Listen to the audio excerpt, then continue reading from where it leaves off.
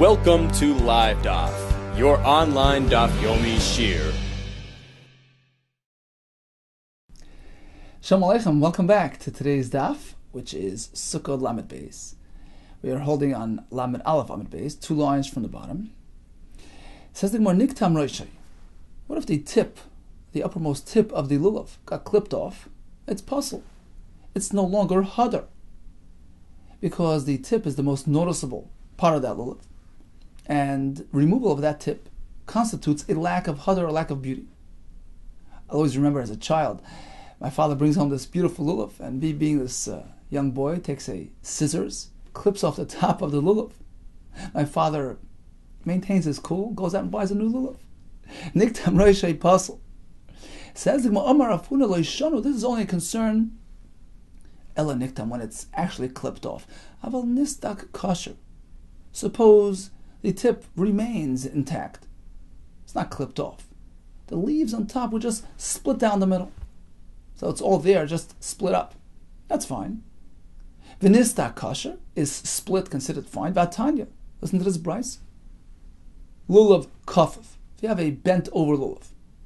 What does this mean? Says Rashi, 3 lines from the bottom. Kafif, Roshai kafif ka'agmoin. The tip of the lulav is bent over, it's folded over like an agmoin, like a fishing hook. Doimes leish gibein v'azoken, like a hunched over person, like an elderly person. Shurashein shachen, ukfuf and lamata, whose heads are bent downwards. That is a lulav puzzle. Now, some Rishonim learn, we're speaking about the leaves, the uppermost leaves, which are bent over and folded. And that's considered a lulav kafaf, which is puzzle. The Rosh disagrees. He says it's only a concern if the shedra itself is bent over. So shedra is the spine of the lulav, the goof of the lulav, out of which grow the leaves. So if the shedra is bent over, then it's puzzle. But just merely the leaves, that's not a concern. In fact, the Rosh says, Ani oyev, I like to take that type of lulav, which you call a knepel. It has a folded top. He says because it actually maintains its shape, maintains its integrity, it keeps the leaves intact, prevents them from splitting. So he was mahader to take a bent over lulav, as long as the shedra was straight, leaves folded, more the better. In halacha, both shitas are brought, and the Ramah brings that yesh lahachmer, that the lulav should be completely straight, including the leaves on top as well. So we have lulav kafaf, continues the Gemara on Lamed Beis. Kavutz, which Rashi learns on top here, kavutz sheyotzin b'shedra shaloi uktzin k'men koitzin. You have these prickly protrusions, these thorns coming out of the shedra of the lulav. Tosfos learns that kavutz is an inyan smisa. He brings from the aruch. Looks shriveled, zigzagged. So that's kavutz. Continues the brisa. Sodik, a lulav which is split on top. That's also a problem. Akum doime lemagel puzzle. If it's bent round, like a semicircle, like a magel, a sickle, it's puzzle. Choros puzzle. Initially, the lulav branch is a soft and pliable branch, but then it grows, it matures, it hardens. The leaves spread apart, and it becomes a hardened piece of wood. That's choros. It's no longer a lulav, it's puzzle. Doime lechoros kasher. It's only similar to the choros, meaning it began to develop, to spread a bit and harden a bit, but it's still soft and pliable, then it's still fine. In any case, we have a kasha on Rav Huna who tells us that nistak is fine. The Brisa says nistak is possible. The Brisa is discussing a very severe form of nistak. It appears like this hemnek instrument used by these scribes. Says Rashi, off to the right, Elo da'avad kehimnek. You puts for shel barzel shel soifrim sheish lishnei rashim. This was an instrument used by these soifrim. It features 2 pointy tips, v'roishei echad mefutzal, and it's like a V, 2 distinct tips, which they use to mark the parchment. Kach gadol halulav kimin shtei shedrois. Likewise, the lulav was speaking about has 2 shedrois. It looks like it has 2 spines. Machtes olon lekan, umachtes olon lekan, with half the leaves going in one direction, and half in the other direction. So it's like a lulav with 2 lanes. It's not just a slight split on top, which is certainly kosher, as Rav Huna told us. We're speaking about a lulav which has two distinct portions, one going this way, one going that way. That's no longer a lulav which is hadar, and that is puzzle. Continues the Gemara. What about okum doimel magal, which we learned to be puzzle? In which direction is he curving? Amar Rava lo yamaran el lefanav. The concern is only if he's bent forward. Avala achrav. But if he's bent backwards towards his spine, so on one side of the lulav you see the spine, on the other side you don't see the spine. If it's bent away from the spine, going forward, that's not natural, that's puzzle. But le'achrav b'riyasehu. That's a naturally occurring phenomenon. It's acceptable, it's normative, and it's kosher. Amar Rav Nachman litztad. What about off to the sides? Kalafan of dami. It's as though it's bent forward and it's puzzle. V'amrila. There's another version of Rav Nachman. Kalachrav dami. To the sides is as though it's bent backwards towards the spine and it's kosher. V'amarava. Hay lulava desalik b'chadhutza bal mumhu puzzle. A lulav whose leaves are salik b'chadhutza, are growing off to one side of the spine and not on the other side. This lulav is a balmum and is puzzle, whether on the first day or throughout all 7 days of Yom Tov. The Mishnah spoke about nifritzu olav, which is puzzle. Amrav Papa, what does this mean? Nifritzu the avid kichufya. The leaves detached from the spine. He went ahead and tied them back together like a chufya, like a broom. That's puzzle. When the Mishnah spoke about nifradu, which are kosher, it meant the ifrud afrudi. They merely opened up and they separated, but there's still part of the spine, it's still attached, and that's kosher. By Rav Papa, nechalka tiyamis ma'u. Rashi explains, tiyamis is referring to the uppermost leaf. So you have the shedra, and then you have the leaves coming all around, and the uppermost, the top leaf, it's not really one leaf, it's a double leaf. So all the SUKKAH leaves are really doubled over. That's why it's called tiyumas. Medubakin kito'imim, Rashi says, like twins. So you have the uppermost double leaf coming right out of the top of the shedra, that got split down the middle and into the shedra as well. That's why Rashi learns nechalkat tiyamis. Nechalkat tiyamis ma. What is the halacha there? Tashma. Let's bring a raya. The Amar B'yechan. Amar B'shuban Levi. Nitla tiyamis pasal. If the tiyamis was completely removed, then it's pasal. Assumes the Gemara. My love, should we not assume huadin nechlaka? The same applies to a split tiyamis, in which case it's no longer a functioning tiyamis, it's split up. It's the same halacha as nitla. Loi, says the Gemara, nitla shani. Removal is different. It's missing a part of the lulav. So removal is pasal, but split is kosher. Ikeda amri. There's another version. Amar B'yechan, Amar Shimon Levi. Nechalkat tiyamis. If the tiyamis was split down the middle, nasa k'mishin nitla tiyamis apostle. We treat it as though the tiyamis was removed. It's not a functioning tiyamis. It's split up. It's as though it was removed and it's apostle. Ask the Ritva. Here we say, a split uppermost leaf is puzzle. And a minute ago we learned that nistak is kosher. The uppermost leaves were split. That's fine. How did the two Gemaras work with each other? Now, according to Rashi, it's not a kasha. Nistak are the leaves. Nechalkat tiyamis is the uppermost double leaf split down into the shedra as well. So now the shedra was affected, and therefore it's worse. But the Ritva doesn't learn that way. He's learning that in both cases, we're referring to split leaves, not split shedra. So why do we say nistak is kosher and nechalkat tiyamis is puzzle? First teretz, he says, nistak kosher is a miyut, only a small portion of that leaf split. That's why it's kosher. Here we're speaking about most of the tiyamis was split down the middle. The second teretz, he says that even a small portion of tiyamis split down the middle would be puzzle. When the Gemara said nistak is kosher, it's speaking about going this way, horizontally. So the top of a leaf was split horizontally, wasn't completely removed. That would be niktam and puzzle. It was just split part way. But if it's split going down vertically, that's what the Gemara here is speaking about, and it's puzzle. And we try to be machmer. It's brought down halacha. We try to be machmer that our leaves should be whole and intact, closed on top and not split, or at least almost completely closed, which is the way to go to cover all the shittas. Okay, so in summary, we had a list of psulim by a lulav. We have niktam reisha, of course. We have kafaf, bent over. We have kavutz, which according to Rashi means it's thorny and prickly.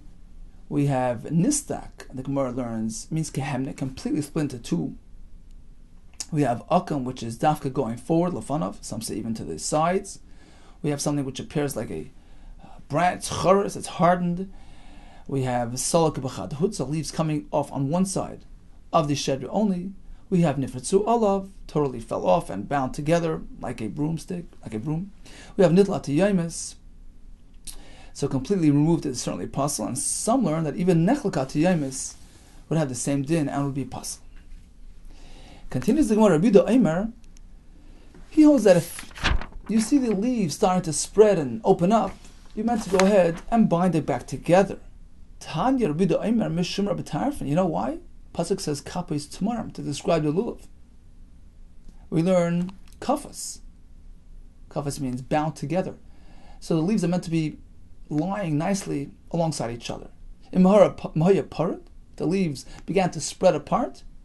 Yikpetenu. You must bind them together so that they're lying neatly alongside each other.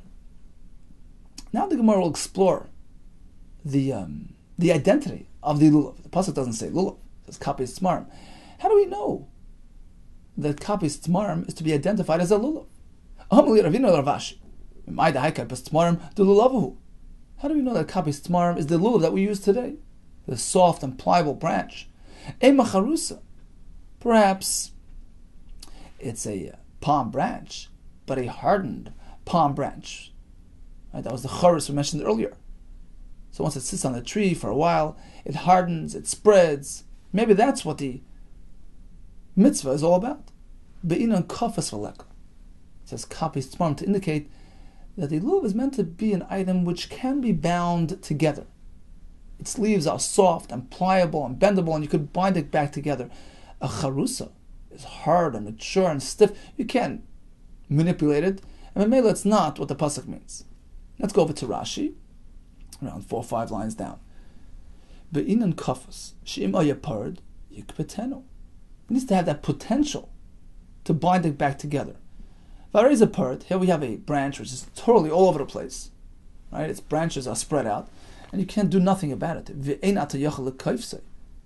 She'yu anofim haprudim kan ukan nichpatim mismachem es lavim, to line them up near the spine. She'em mechabarm fishakashim. They're hardened. They're stiff. You can't move them around. That's not what the pasuk had in mind. You need to use a lulav which has leaves. In which case, when they go ahead and they spread, you can put them back together. You know, they say that the Arba Minim represent Klal Yisrael and the Achdus of Yisrael. Meant to have many parts, but have to lie together. So a charusa, which you can't do that to, doesn't really comply. Says the Gemara, okay, you're looking for a smooth branch. Vema ufta. What about using the branch that grows on the bottom of the palm tree, which has no leaves or branches coming out of it? It's a smooth, straight stick. That's perfect. There's no separation. Kafus, the fact that the Torah says kapos kafus, which means you can bind it miklaldi kapar. Apparently, there's potential for separation. You meant to use something which can separate and be bound back together, as opposed to this ufta, which doesn't have separating potential. V'hai kafus v'ayimid lo'ilam. It's always bound together. It's one single entity, one single stick. That's not what the pasuk had in mind. Ve'ema kufra.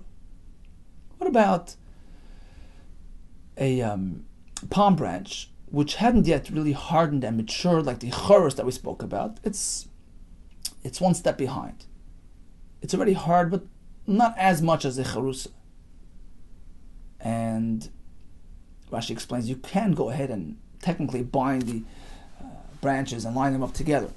So maybe that's what the Torah had in mind. How do you know you need a lulav, a fresh, moist, young, soft, pliable branch?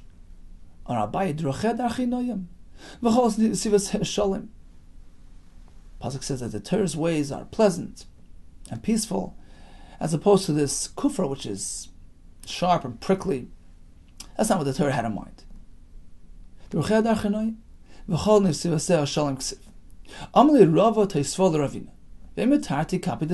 you know it's palm branches they're meant to use? Maybe use clusters of dates. Copy the tamri, two of them. Copy tamar, two clusters of dates. Kapas. Torah spells it without a vav, which denotes iloshin yachad, kapas. So you can't have two. Okay, you use one cluster of dates. Lahu kaf karele. That's called a kaf of tomorrow. And the word kapas is not referring to a cluster of dates, rather referring to the concept of binding and bundling. Evidently speaking about that branch, that lulav branch, which has separate elements, separate leaves, which can come apart and can be bound back together. So from here we learn the kapis tamarim is referring to the lulav that we use. The Mishnah spoke about tzine hara barzel kshera. Tzine are a certain type of palm trees called hara barzel, and they're kosher. What could be wrong with them? Let's go down to Rashi, 3 lines from the bottom. Tzine hara barzel. These palm trees, this hara barzel species, has few leaves. So they're spread apart. Typically the leaves overlap each other. But here they're spread apart. So you have few leaves, and they're not really too long. Sometimes the tip of the lower leaf doesn't even reach the base of the upper leaf. Still, the Mishnah says it's kosher. Why? Says the Gemara. That's only said magia. When the tip of the lower leaf actually reaches the base of the leaf above it. But if that doesn't happen, they're too short and far apart, where the tip of the lower leaf won't reach the base of the upper leaf.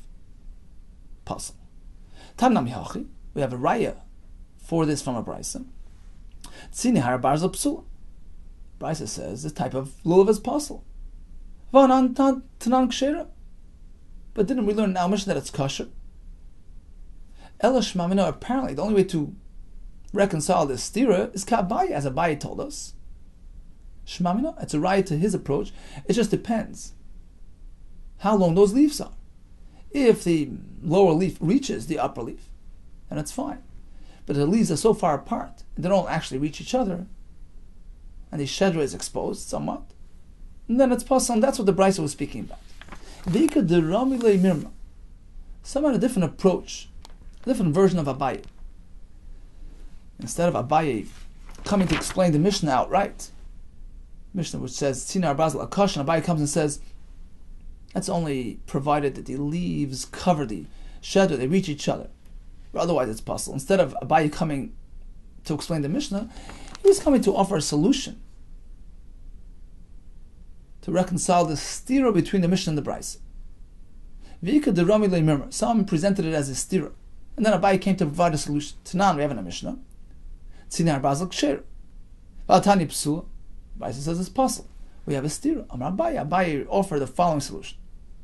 Depends what type of lulav. Loi kasha. Kan sheresha shalzeh magel tzadiku shalzeh. In the Mishnah, it's kasha because the tip of the lower leaf reaches the leaf above it. Kan, the Brisa which says puzzle, is speaking she'ein resha shalzeh magel tzadiku shalzeh, where the tip of the lower leaf doesn't reach up to the leaf above it. Amar Rabbi Marion, Amar Rabbi Shuban Levi. V'amla, some say it was Tani Rabba, Bameri, Mishum Rabbi Yehuda and Zakkai. Where do we find these Tzine Hara Barzel? It was found in a very specific location. Shtei Tamaris, there were 2 palm trees, Yesh Begei Ben Hinam, are to be found in this valley called Ben Hinam, near Yerushalayim. V'oila Ashen Beneim. And between these palm trees you see some smoke rising. V'zeo sheshaninu Tzine harabarzel ksheris, and this is what the Mishnah was referring to. Tzine harabarzel akasha, those palm trees. V'zoi pischa shel Gehinnom, the smoke rising from between them, that's the opening to Gehenna. Some learn that the decal, the Gemara later speaks about the palm tree having a heart, only one heart, going up the middle. That's why we use the decal for mitzvah, because Klal Yisrael as well has only one heart to Hashem. So the two palm trees represent the two hearts within a person. Pasuk says, Leiv chacham liyamin, Leiv ksil lismoil. So we have both potentials. A heart directed at Hashem and a heart which the Yetzer Hara tries to manipulate. So that's the remez, the two palm trees, the two concepts of Leiv. One is the Yetzer Tov, and the other side is the Yetzer Hara. In between, going from one to the other, crossing over, is very dangerous. That's the Pischa Shel Gehinnom. Continues the Gemara. Lulav sheyesh bo shloisha tefachim. The Mishnah tells us that lulav needs to be 3 tefachim long. Explains the Gemara. Amar Rabbi Yehuda Amar Shmuel. Actually, that's a shear of the hadas and the arav, but the lulav needs to be longer. Shir hadas v'arav shloisha. The hadas and arav are 3 tefachim long. V'lulav arba. The lulav is an extra tefach long. Kadeshi hey lulav yoytze min hadas tefach. So that the lulav extends a tefach higher than the bundle, the hadas and arav that are lying alongside the lulav.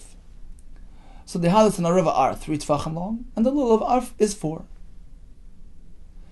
For Rabbi Parnach or Rabbi Yochanan, he agrees somewhat, but he adds. He says, Shidrei shel lulav, tzorach sheyetzim min hadas tefach. The actual spine of the lulav, which is the very essence of the lulav, needs to be a tefach longer than the hadas. So according to the first shita, Rabbi Yehuda Amar Shmuel, as long as the lulav in totality is a tefach higher, that's okay. You can include the leaves in the sheer tefach. According to Rabbi Parnach, the name of Yechanan, the essence, the guf of the lulav, the spine, needs to be a tefach higher than the hadas. We don't count the leaves as part of that tefach. Tonight, let's take a look at our Mishnah. Lulav sheyesh by gimel tefachim, kedei linaneh by kasher. What's the tough? Lulav is 3 tefachim tall, that's fine. That's a kasha on both shittas.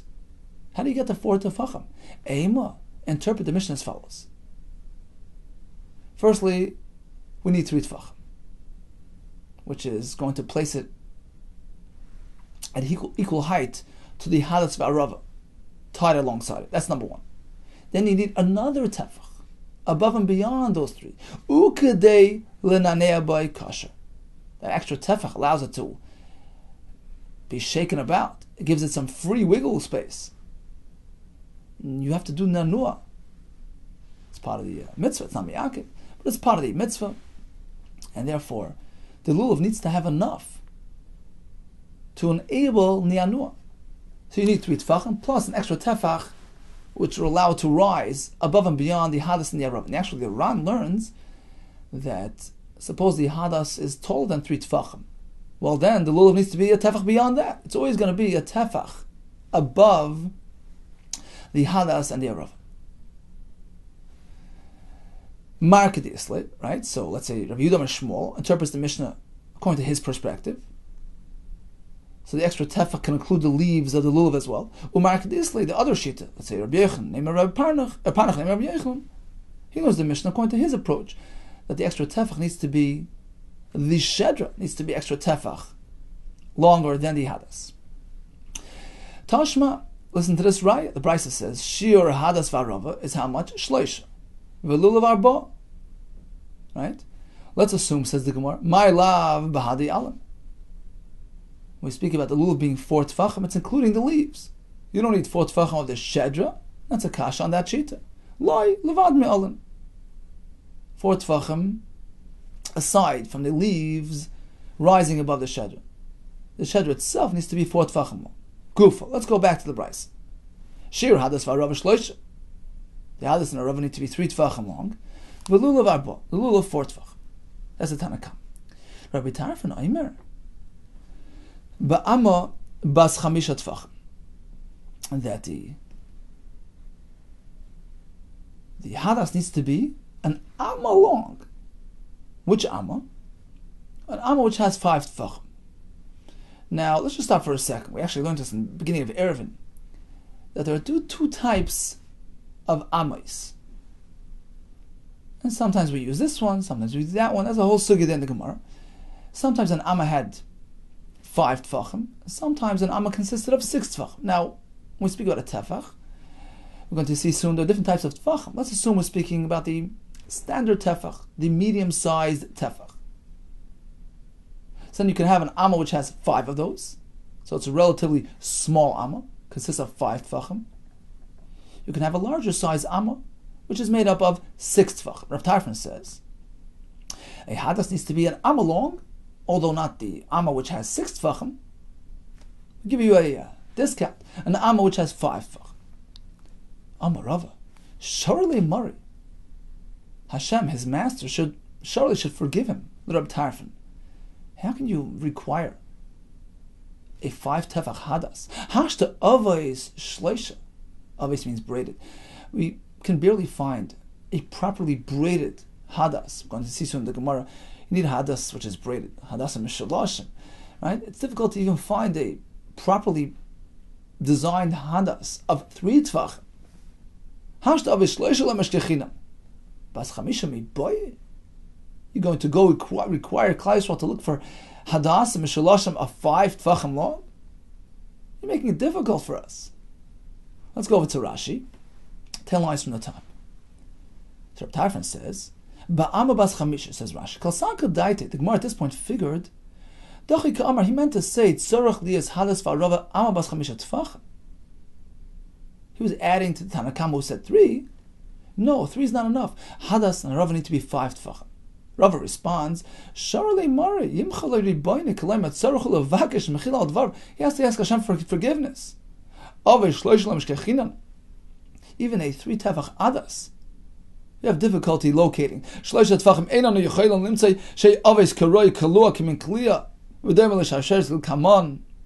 A properly designed and braided hadas, very hard to find. Mostly the long ones are haphazardly designed. They're not in order. He's requiring a 5 tefach hadas and making it difficult on Yisrael. That's a kasha. How could he mean literally 5 tefachim of a hadas? Answers the Gemara, you're right, that's not what he meant. He was coming to add a little bit, to be machmer on the Tanakama, but not to the extent that you figured. Says the Gemara, Rav Dimi Amar. He explained Rav Tarfon as follows: Amma bas shisha tefach. Actually, you take a large size amma, the one that consists of 6 tefachim, standard size tefachim, medium size tefachim. There's going to be 3 different types of tefachim: small, medium, and large. So we have a large amma because it consists of 6 tefachim, medium sized tefachim. So you take this large amma, I say oisa bas chamisha. Split that large amma instead of 6 tefachim into 5 tefachim. So now you have 5 jumbo tefachim. Right, again, you took that large amma, which is meant to contain 6 tefachim, 6 standard sized tefachim, and you split that amma into really 5 parts, into 5 tefachim. Now you have 5 jumbo tefachim. Same im shleisha lahadas. 3 of those jumbo tefachim are the size of the hadas. V'ashar the lulav, another tefach for the lulav. So now you have slightly larger hadasim and lulavim than the Tanakama. Tanakama only needed an hadas to be 3 tefach long, but we're talking about 3 medium-sized tefachim long. He's telling us, Tarfon is telling us, take a hadas which is 3 tefachim long, but which tefach? A jumbo-sized tefach. Each one of these tefachim is equal to 1 1/5 of the medium-sized tefachim. Okay, so it's a bit longer, a bit larger. It's actually going to be 3 3/5 instead of just 3. So again, same im shleisha lahadas. Take these large tefachim, where each one is really 1 1/5 of the medium-sized tefachim. Take 3 of them for the hadas, v'ashar lulav, and an extra one for the lulav. Kama havalahu. Okay, so what's the total length of your hadas according to Rabbi Tarfon? Tlasa chomshi, right? 3 3/5. He spoke about using large tefachim. Each tefach is 1 1/5 of your standard tefach. So it's 3 3/5. If so, said the Gemara, we have a kasha. Kasha de shmol de shmol. We have a kasha from one shmol and the other. Why? Amar vidamar shmol. On the one hand, we see Shmuel saying, Shir hadas v'arava shloisha. Hadas and arava need to be 3 tefachim long. 3 medium-sized tefachim long. Standard tefachim. V'hasam, and over there we say, Amar v'hunam Shmuel lach Rabbi Tarfon. We follow Rabbi Tarfon that you need to have 3 3/5. 3 is not enough. You need jumbo tefachim. Each tefach being 1 1/5 of your standard tefach, for a total of 3 3/5. That's a steer for one shmol and the other. Laidak, he wasn't being exact. So really, you need it to be 3 3/5. But when he said 3, he wasn't being exact. When does it make sense to say, well, he wasn't being meticulous, that's when you're being machmer? So you add a bit, just to account for any discrepancies. Cover all possibilities. You add a bit, l'chumra. But l'kula? Does it make sense to say, well, I'm not being exact when I deduct and I reduce? I'm being makel? If you really need to be larger, how could you say smaller is enough? Says, well, you're right. Ki asa Ravan Amar, when Ravan came, he explained Rabbi Tarfon differently. Instead of Rabbi Tarfon being machmer on Tanakama, so according to Rav Dimi's approach, Tanakama maintained a hadas needs to be 3 tefachim long. What type of tefachim? Standard tefachim, medium-sized tefachim. Whereas Rabbi Tarfon maintained it needs to be way larger. So he increased it double-fold. Number one, he said it has to start off with a large amma, and you come to the large tefachim. You start with a large amma which consists of 6 tefachim. Take that large amma, split it evenly into 5 parts. Now you have 5 tefachim. Those tefachim are to be used for the measuring of the hadas. So you started with a large amma, and you ended up with a large tefach as well. So you increased it 2 levels up. Says the Gemara, no, actually, he decreased. He reduced from the Tanakama. He went 2 steps down. Kiyasa Rav and Amar. Rav Tarfon meant like this: Amma bas chamisha tefachim. Take a small size amma, an amma which contains 5 medium-sized tefachim. Right? We mentioned earlier there are 2 types of ammas, and it depends what context, what halacha we're speaking about, as discussed extensively in the Maseches Eruvin, Daf Gimel. So we start with a small size amma, smaller option, the one that contains 5 tefachim. We're speaking about medium-sized tefachim, right? An amma bas chamisha tefachim. Take that relatively small amma, asay oisa shisha. Now split it into 6 equal parts. Split into 6 tefachim. So you've turned 5 into 6. Now you have mini tefachim, right? Instead of using jumbo tefachim, you're going down to medium and to small. Now you're going to mini tefachim. So you start off with a small amma, and you produce from that small amma mini tefachim as well. So you went down 2 steps. That's what you're going to use for your dalad minim. So Rav Tarfon is being makel. Take out 3 for the hadas. That's how long the hadas is. 3 of these small tefachim, each tefach being really 5/6 of your standard tefach. So it's going to be 3 times 5/6. So he's being makel, less than your 3 medium tefachim. It's actually going to be 2.5, right? 3 times 5/6 is really 2.5 of the standard tefachim. So 3 of these small tefachim are for your hadas, v'ashar lulav, and the extra tefach for the lulav. Says the Gemara, 1 second, kama havalu. So what's your total length of the hadas? Let's say 3 small tefachim, each one being 5/6 of the medium-sized tefach. So it's a total of how much? Trei palga, 2.5 of the medium-sized tefach. So the 3 small ones are equivalent to 2.5 of the medium-sized. Another way to figure this is, you started with an amma which had 5 tefachim, right? Standard tefachim. And you turned it into 6 small tefachim. And you took out 3 for the hadas, so it's basically half that amma. Now, initially that amma had 5 tefachim. So half that amma is 2.5 of those 5 tefachim, right? So 3 small ones equal 2.5 of the medium ones. Says the Gemara, once again, we still have a kasha. I understand Rav Tarfon is actually reducing the size of the minim. He's going to using a reduced formula, but we're still going to have a kasha. Soif, ultimately kasha the shmal. We have a steer from one shmal and the other, because in one place Shmuel said that the hadas v'arava needs to be 3 tefachim long. On the other hand, he rules like Rabbi Tarfon. So it's not 3, it's 2.5. Right? When we speak about standard sized tefachim, in one place he says 3, on the other hand he passes like Rabbi Tarfon. It's only 3 small ones, which is 2.5 of the standard. Loidak, he wasn't being exact. V'hainu l'chum loidak. He was actually being machmer. Technically 2.5 is enough. To avoid confusion, he says, just use 3 standard sized tefachim for your hadas. The Amar Rav Huna Shmuel like Rabbi Tarfon. Indeed, Rav Huna Paskin's name of Shmuel like Rabbi Tarfon. So really less is enough, but he's being machmer. And advise you to use a hadas which is really 3 tefachim long instead of your required 2.5. Okay, so we had a machlekes regarding the shear of the hadas v'arav and the lulav.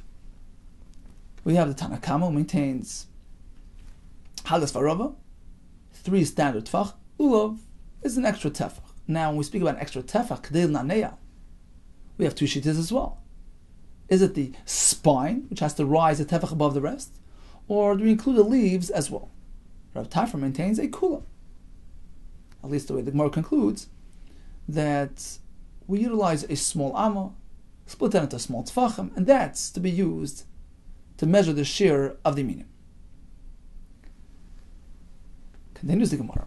Hadas hagazel v'yavesh pasel, just as a lulav which was stolen or dried out as pasel, likewise a hadas. Shel ashera v'shel anadachas pasel. If it was taken from a ashera tree, which was used for avodah zarah, or from a city which is slated for destruction because they worshipped avodah zarah, that hadas no longer has chashivas, no longer has prominence, and doesn't have a shear, and it's pasel. Niktam reishay.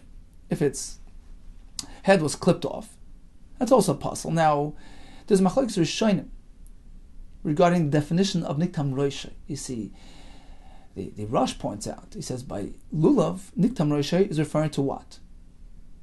Not the spine, referring to the leaves growing on top of the lulav. That's called niktam reishay. But when it comes to hadas, says the Rosh, no. The reish of the hadas aren't its leaves.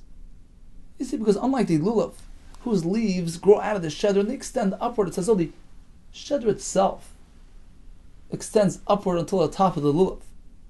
The tiyamis is like an extension of the spine. And therefore, over there, when the top gets clipped off, we look at it as though the essence of the lulav has been clipped off. It's missing its beauty, it's missing its presentation. But when it comes to a hadas, he says, we have the branch itself, the stalk, and we have the leaves growing out of it. I'm not going to say the leaves are an extension of the branch, and therefore he says, even if it should so happen, even if it happens that the leaves come out of the top of the hadas, like very often happens, that's not called reishay. Niktam reishay means the actual stalk, the branch itself got clipped off. That's the very essence of the hadas, and that makes it possible. Continues the Mishnah. Oh, but the Meiri learns differently. He says, no, even if the leaves on top were clipped off, that's also considered niktam reisha, and it's possible. Says the Mishnah, nifritzu olav. What if the leaves fell off? Oishahayu anavav mirubes me olav pasel. Sometimes the hadas can feature some berries, some grapes, black grapes. If there are more grapes than leaves, it's no longer hadar, and it's pasel. V'im miatan kasher. Of course, if he picks off the berries, in which case now you have more leaves than berries, it's batal b'roiv and it's kosher. Ve'ein matan miyantiv. However, you're not meant to do that on Yom Tov because midrabanan, it's asur, it's doimel masak and kli. Rashi later says he's fixing it, he's enabling it for use. It's like he's fashioning a kli. It's asur on Yom Tov. Tanu Rabban, how do we even know that when the pasuk says anaf eitz avos, it's referring to a myrtle branch, a hadas? How do you know? It doesn't say hadas in the Torah. Tanu Rabban, anaf eitz avos. We learn from here, sha'anafav chayfenes eitzei. We need to use a branch whose anafav, whose leaves completely conceal, they cover over the wood part, the branch part. So anaf eitz, the eitz whose anaf covers it up. Ve'ezehu, what is this? This must be our hadas. How about imar hadas, whose leaves are all over the branch and covered up. Ve'emazesa, perhaps an olive branch, which also features long and plentiful leaves which cover over the branch. Be'inan avos v'leka, it need to be braided, and that the olive tree doesn't really have. Only the hadas has that. We have the leaves lying side by side, and the leaves sort of overlap and create that braided effect. Ve'ema dulva, perhaps this dulva tree, which also has this braided arrangement. Be'inan anafav chayfenes eitz v'leka. Sure, it's braided, but it doesn't really cover over the eitz, and therefore it doesn't have that feature, and it's not kosher. Only the hadas, which features both things, braided leaves, and due to their overlapping, they go ahead and they cover up the branch. And that conforms, and that's kosher. Ve'eme hirduf. What about this hirduf branch, which is also something that features both aspects? It has braided leaves, and they conceal its wood. Amar Abaye d'orchei darchinayim v'leka. Torah's ways are pleasant, as opposed to the hirduf, which Rashi learns is thorny and prickly. That's not what the Torah had in mind. Rav Amar Mehacha. I'll prove from another pasuk. Ha'emes v'ashal mahevel. You're meant to love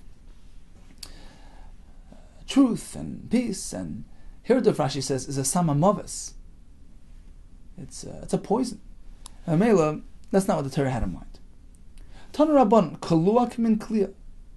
We learn anaf eitz avos. Avos means braided, chained together, overlapping. Kaluak min kliya, like a braid. V'doim l'shal sheles. It appears like a chain whose rings interlink. Zeo hadas. Evidently, that's the hadas, which has that feature. It has leaves which grow in sets, right, one above the other, and the leaves interlace and overlap. They create that braided effect. Rabbi Lezer ben Yaakov Omer, I have another raya. Anaf eitz avos means like this. Rashash learns he's darshaning anaf like anav, referring to that berry, that edible grape on the hadas branch. Anav eitz avos, and we learn from there eitz. We need to use an eitz. Shetam eitz or pir yeshava, where the tam, the flavor of the eitz and the fruit on it are equal and the same. Hadas, that is to be found by a hadas, and we learn from there that a hadas is what the Torah is referring to. Tana, we learned in the Brisa. Eitz avos kosher. If the hadas is properly braided, the leaves are arranged in proper formation, they appear braided and overlapping, that's kosher. V'she'ena avos pasal, otherwise it's pasal. Hechadam avos, what is considered avos? Amar Rabbi Yehuda, v'huda kaimi, tlasa tarfi bekina, provided that we have 3 leaves coming out of one stem. Tlasa tarfi, 3 leaves, bekina, coming out of one point. Says Rashi, 7 lines from the bottom, the chiddush in Rashi, tlasa b'chat kina, shloisha olam b'kan echad, yotzim b'toich oiketz echad. So Rashi learns, literally, from one stem, from one point. Taisus disagrees, he says, chumra gedoylehu, de'enei matzah, it's not to be found. When was the last time you saw 3 leaves coming out of one stem? He disagrees with Rashi, he says, shama b'chad kina mikri, perhaps it means that they're within close proximity to each other, coming out from the same level. They're equal to each other, level to each other. Even though each leaf is coming out of a different stem. So you have the branch, and you have 3 leaves coming out of the same level, but each one from a different stem. And that's what we do today. So that's what the Gemara means by avos. You have to have 3 on the same level, and since they're so close to each other, they pair like they're interlocking, overlapping, and braided. Says the Gemara of Kahana Omer, afilu trei v'chad. Even if it's not 3 coming out from the same point, even if it's 2, and you have another one a bit higher, a bit lower than the other 2, it's okay. Roiv, that's enough. Rav Acha braid Rava, mahadra trei v'chad. Rav Acha, the son of Rava, was mahadar. He was meticulous about actually using this specific type of design, 2 and 1. However, enough of putting Rav Kahana, since it was expressed by Rav Kahana, he wanted to show that this is the halach. Mar bar Amemar, Mar the son of Amemar, tells Rav Ashi, Abba, my father, Amemar, that was possible. 2 and 1, that's not properly arranged. Lahu, that type of hadas, it was 2 together and 1 apart. Hadas shoita curly. He considered a hadas shoita, improperly arranged, haphazardly arranged hadas, and it's not kosher. He used to have 3 together. They appear braided and overlapping, and that's what the pasuk means. Tan Rabban, Noshru Roiv Aleph. Suppose most of the leaves of the hadas fell off. So Gemara assumes at this point, each set has 3 leaves, right? So 2 out of 3 fell off. Finished by mute. Not only mute remained behind, only 1, kosher, that's fine. As long as the braided feature is still there. Says the Gemara, braided? Just 1 leaf. Haguf kasha. It's inherently difficult. Amrus, you say, Nosh Rav is kasha. Most leaves fell off, it's fine. Then you say,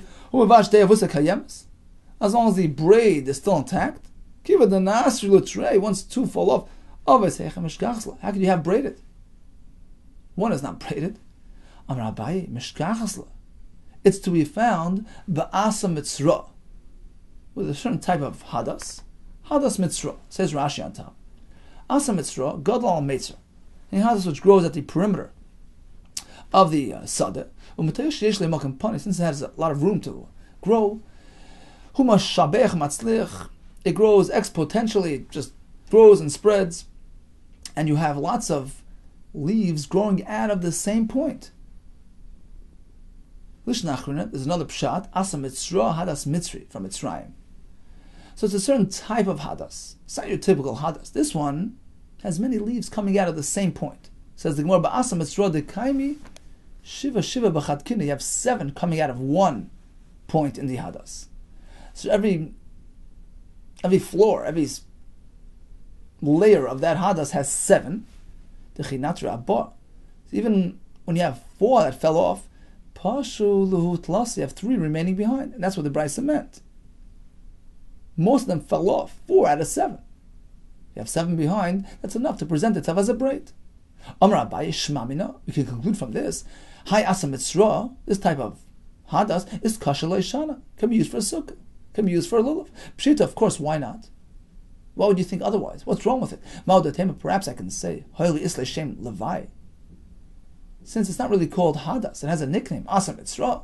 Loi Meskasher, it can't be used. Kamashmon, the Chiddush is yeah. Maybe you're right.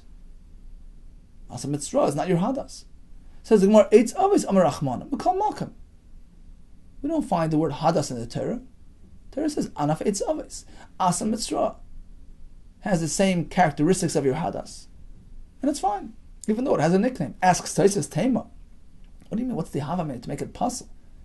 If the Torah would say the word hadas, okay. You can't have a nickname. That's not what the Torah meant. The Torah doesn't say hadas. You see the Gemara even had a Havameh, a hirduf, and dulva. So Taisus asks, what's the Havameh of the Gemara to disqualify the Asa Mitzra? Okay, continues the Gemara. Tan Rabban. Yav Shuroiv Aleph. Let's say most of the leaves on the hadas dried up. Finish Araboy Shloisha Bade Ale Lachen Kosher. And you have several moist leaves left behind. Shloisha Bade Ale Lachen, 3 stalks, right? And each one of your hadasim has 3 fresh leaves. That's enough. It still maintains its hadar and its kasher. Provided that 3 fresh leaves have to be found on top of your hadas, which is the most noticeable place in the hadas, and in that case it maintains its hadar and its kasher. Okay, let's just summarize this Gemara. The pasuk says anaf eitz avos.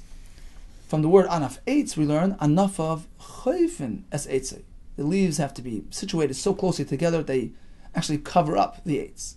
From the word avos we learn kamin kliya kishal shelis. It has to be braided, interlocking, overlapping. And the Gemara learns, means to say you have to have 3 coming out at the same point in the hadas, and according to one shita, even if it's 2, and the third one next to them. According to Rabbi Yehuda Kessler, Anav Eitz Avos teaches you Tam Eitzoy Perishava, which is the hadas. Okay, time for a quick chazara. The Mishnah spoke about Niktam Roishoy. Rav Huna tells us that's only if it's clipped off, but just split its kasher. And the Gemara is from a brisa where Sadak is listed amongst the disqualified love. The Gemara says, no, that's the himnak, totally split into 2. And that indeed is kasher, but merely split, even on top, is kasher. So we had a list of lulav and psulim as follows. Niktam roishoy, kaf, totally bent over, and the top is bent over. Some Rishonim learn the spine, some say even the leaves. Kavitz, which Rashi learned to mean has prickly protrusions. Taisa says it looks shriveled. Nista kehemnik, as we just explained. Akam lefanav, it's curved over towards the front, but towards the back is okay. Some maintain even sideways is the problem. Choris, it's already a hardened branch. Soluk b'chad hutza, you have the leaves coming off only on one side of the spine. Nifratzu olav, its leaves had fallen off and just tied together. Nidlat tiyamis, the uppermost double leaf was removed, and some say even if it's split down the middle, if it's the tiyamis, it's possible. We learned from the word kapes tmarim, according to Rabbi Yehuda, if it spreads out, opens up, you have to go ahead and bind it back together. According to Rabbanan, we simply learned the species, the type. How do we know that we're meant to use a lulav? A lulav has that feature. It's something that can spread out, can separate, and can be placed back together. And that evidently is what the pasuk meant with the word kapes tmarim. Because Abai explained, its leaves do reach each other, and that's the minimum requirement. What is the shear of hadas v'arava? So we had the Tanakama, hadas v'arava are 3 tvachim long. The lulav is meant to be a tefach higher. Rashi explains the lulav is gavoya b'mina mikulam. It's the most prominent and tallest of all these species that you're going to use on sukkahs. It's meant to be the highest. The more adds, based on the Mishnah, it's meant to shake. It's meant to be minaneya, above and beyond the other minim tied up next to it. So it's meant to present itself prominently and needs that extra tefach. We have 2 versions, whether it's the shedra extending a tefach or even the leaves are included in that tefach. We have Rabbi Tarfon who applied a kula, according to the conclusion of the Gemara. It needs to be smaller sized tefachim. And we went over to hadas, which more or less has similar psulim as a lulav. How do we know it's a hadas? Anaf eitz avos tells us the leaves will cover the eitz and they're meant to be braided. The Gemara concludes braided means coming out in sets of at least 3, and according to one shita, 2, and one next to it is enough. We concluded that even if the most of the leaves fell off and just some remained behind, but they were enough to present themselves as a braid, as an avos, which the Gemara described as the asa mitzra, which started off with 7 per set, so 4 fell off, you have 3 left behind, that is okay, as long as it still has that avos impression. The chiddush was that even a hadas with a nickname is fine, and the last halacha we learned was that even if the hadas is dried up, but you have at least 1 set of leaves on top, which are fresh, that's enough to retain its hadar status and its kasher. Kol tov to you, and atzlacha rabba.